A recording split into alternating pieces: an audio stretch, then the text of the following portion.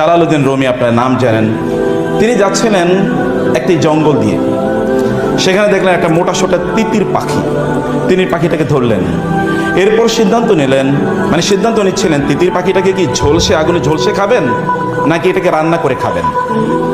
তিনি চিন্তা করছিলেন।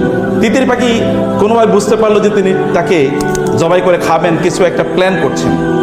তিতির পাখি তাকে লক্ষ্য করে বলে উঠলেন যে মাওলানা, আপনি তো চিন্তা করছেন আমাকে জবাই করে খাবেন, কিভাবে খাবেন সেটা নিশ্চয়ই প্ল্যান করছেন। আপনার জীবনে কি গোশত আপনি কম খেয়েছেন? আমাকেই খেতে হবে এই প্ল্যান কেন করছেন? বরং আমাকে ছেড়ে দেন, আমি আপনাকে 3টি উপদেশ দেব। মাওলানা রুমি চিন্তা করলেন, ভালোই তো, আচ্ছা আমাকে তুমি বলো। বলে না, আমাকে ছেড়ে দিতে হবে, তাইলে কেবলমাত্র আমি আপনাকে উপদেশ দেব। বলে তোমাকে ছেড়ে দিলে তারপরে তো তুমি চলে যাবে, এরপরে তো তুমি আমাকে ফাঁকি দেবা, তা হবে না, তুমি আমাকে উপদেশ দাও। বলে আচ্ছা ঠিক আছে, আপনি আমাকে ধরে রাখেন, একটা উপদেশ ধরা অবস্থায় দিয়ে বাকিগুলো আমাকে ছেড়ে দিয়ে। বলে আচ্ছা বলো। বলে প্রথম উপদেশ হলো, তোমার বন্ধু বান্ধব, আত্মীয় স্বজন, পাড়া প্রতিবেশী, পরিচিতরা তোমার কোনো ভালো কাজ দেখলে, আপনার কোনো ভালো কাজ দেখলে তারা হতে পারে আপনাকে বিভিন্নভাবে ক্রিটিসাইজ করবে, আপনাকে বিভিন্নভাবে জ্বালাতন করবে, কথা দিয়ে অথবা আচরণ দিয়ে। আপনি ওই দিকে একেবারে ভ্রুক্ষেপ করবেন না। আপনার জীবনে যে গোল আছে, লক্ষ্য আছে, উদ্দেশ্য আছে, সেটা নিয়ে আপনি কন্টিনিউ চলতে থাকবেন। তাইলে at the end of the journey আপনি সফলতা অর্জন করতে পারবেন।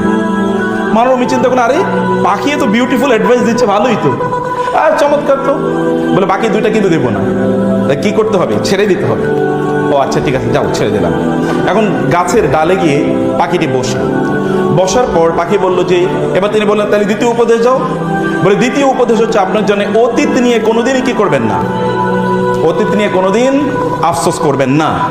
যা চলে গেছে সেটা নিয়ে আফসোস করবেন না, বরং প্রেজেন্ট নিয়ে বাঁচুন, ভবিষ্যৎ নিয়ে পরিকল্পনা করুন। যেমন ধরেন, এখন আপনাকে একটা ঘটনা বলি।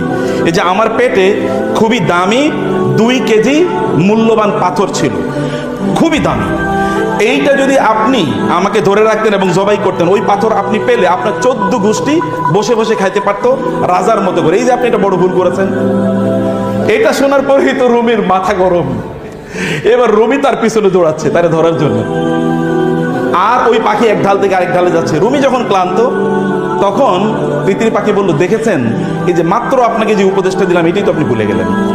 আমি না বলেছি অতীত নিয়ে আপনি কোনো টেনশন করবেন না?